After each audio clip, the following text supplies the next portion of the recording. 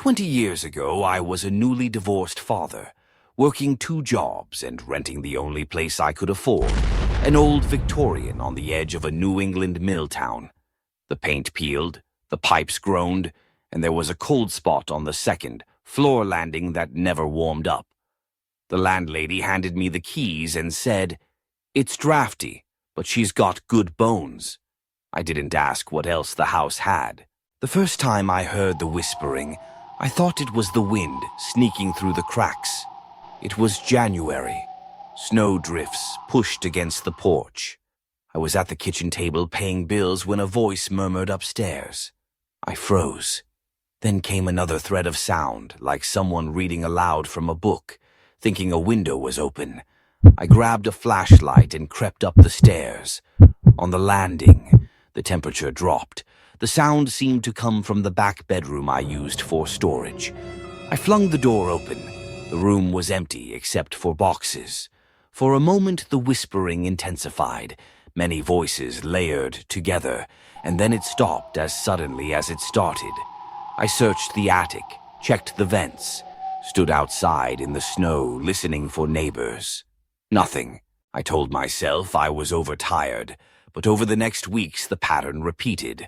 Always between 2 and 3 in the morning, always in that room. Sometimes it sounded like a conversation just outside my door. Sometimes like someone praying right over my shoulder. I did what any rational person would. I left the television on, bought a white noise machine, tried to drown it out. It didn't help. One night, instead of getting up, I sat in the dark and listened. In the murmur, I detected rhythm, almost like a lullaby hummed by someone who hadn't used their voice in years. The sensation that washed over me wasn't terror, but sadness. Curiosity got the better of me. At the hardware store, an old-timer told me the house had been a boarding house for mill workers. During the 1918 flu, several tenants died there. At the library, I found a clipping about a young mother and child who froze to death in the upstairs room when a blizzard cut off the town. The article mentioned neighbors hearing faint cries and whispers, but being unable to reach them, whether or not you believe in spirits. Learning that story changed the way I heard those voices. They weren't trying to scare me. They were echoes of something that had already happened. After that, I stopped fighting the whispers. When they woke me, I whispered back, "I hear you, and I'm sorry." Over time, the voices faded. Maybe I'd finally slept. Maybe acknowledging them was all they needed. My son and I moved out the following summer. Occasionally, when a cold draft slips under my door on a windless night, I think of that house. I don't get afraid anymore. I think about the people who lived and died there and how easy it is for stories to fade if no one listens. Carla was driving through rural Tennessee late one night when her fuel light flickered on. She pulled into an old gas station with dim lights and a bell that dinged as she rolled in. An older man in overalls appeared, cigarette in hand, dragging a squeegee. "Ma'am," he said, "your tire looks low. Let me check it for you." Carla's first instinct was to wave him off, but she didn't want to seem rude. She nodded. He crouched by her wheel, tapped it with his knuckles, and stood up. "Flat as a pancake. Lucky I've got a spare in my truck," he said, motioning toward the shadows.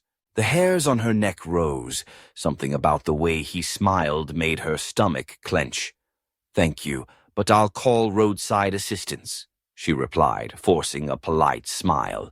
His friendly expression hardened.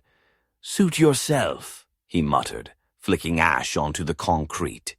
Carla climbed back into her car, locked the doors, and drove away. In the mirror, she saw him walk over to his pickup and confer with someone she hadn't seen before, another man leaning against the fender. Her tire held pressure all the way to her destination. When she later told a highway patrol officer what happened, he wasn't surprised.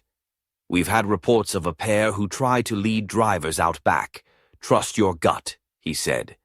Carla does now. She fills up before heading into the countryside and only stops where there are other cars and bright lights. In suburban Ohio, a couple woke to frantic pounding one snowy night. When they opened the door, they found an infant carrier on the porch with a blanket thrown over it. From the yard, a woman's voice wailed, "Please, I can't care for him. Take him." The wife's heart lurched. She reached for the handle. Her husband grabbed her wrist. "Call the police," he whispered. He flicked on every light in the house and dialed 911. The dispatcher told them not to go outside. Minutes later, headlights flashed and a vehicle sped away, taking the carrier with it. Deputies followed fresh tracks in the snow to where a truck had been waiting a few houses down. Detectives later explained that thieves were using fake abandoned babies to lure homeowners out so accomplices could rush in and rob them. If the couple had stepped onto their ICC porch, they would have left their front door open and their defenses down. The thought that their instinct to help could have been used against them rattled them more than the attempted crime itself.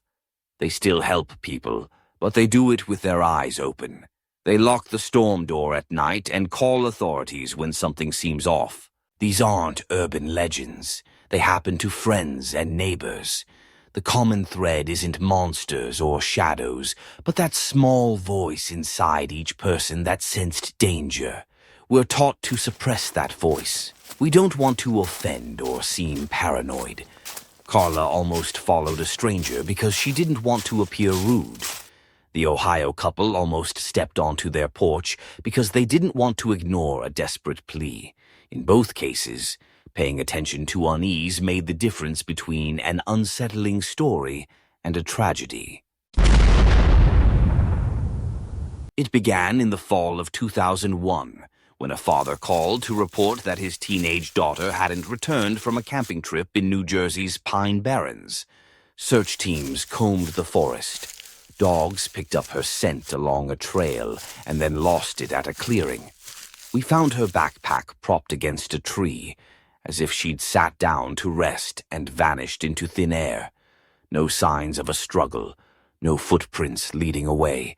You tell yourself she ran away, that she caught a ride to the city, because the alternative is too strange.